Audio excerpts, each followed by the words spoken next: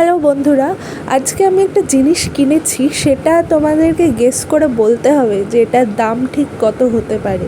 তোমরা কিন্তু গেস করে বলো। জিনিসটা বেশ কাজের, জানো তো।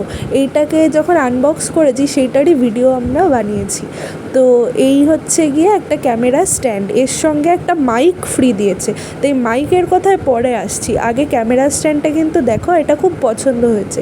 এটার মাথার ওপর একটা ছোট্ট দেখে লাইট আছে, তারপর নিচটা এরকম 3টে ভাগে ভাগ হয়ে যায়, যেটাকে আমি প্রথমে ভাবছিলাম কি খালি বোধহয় বসিয়েই রাখা যায়, আর এটাকে আর লম্বা করা যায় না বা বাড়ানো যায় না।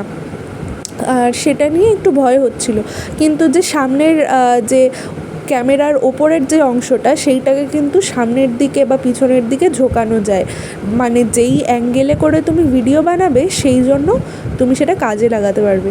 আর এই যে একটা মাইক, জানো তো, আমি যখন অর্ডার করেছিলাম মাইক দেখেই অর্ডার করেছিলাম, ভাবছিলাম একটা এক্সট্রা জিনিস পেয়েছি, কিন্তু এই মাইকটা যখন আসলো দেখছি আমি কিন্তু মানে মাইকটা মোবাইলের সঙ্গে কানেক্ট করে কথা বলছি, কিন্তু দেখছি আর কথা জোরে শোনা যাচ্ছে না। মানে মাইকটা কি কাজ করছে না, না কি হচ্ছে আমি তো বুঝতেই পারছি না।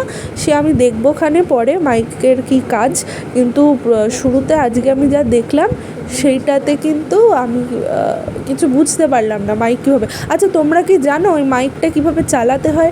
আমি কিন্তু বুঝতে পারছি না, তোমরা জানলে প্লিজ একটু কমেন্ট করে দেখিও। আর এর সঙ্গে একটা ছোট্ট চার্জার মতো দিয়েছে। আর এই যে বইটা দিয়েছে, বইয়ের প্রথম দিকে খুলেই দেখি জাপানি ভাষায় কিছু বোধহয় লেখা, সে তো পড়তেই পারলাম না।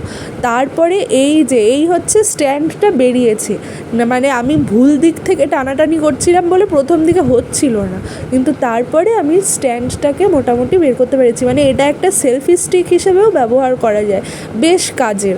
তো যাই হোক, মাইকটা নিয়ে একটু দুঃখে রয়েছে, কারণ মাইকের ওপর সত্যিই আশা ছিল যে মাইকটায় কিছু কাজ করবে, কিন্তু স্ট্যান্ডটা কিন্তু বেশ পছন্দ হয়েছে, বেশ কাজের। আর ওটা কিন্তু বেশ ভালো ছিল। তোমরা কমেন্ট করে জানিও যে কত দাম হতে পারে।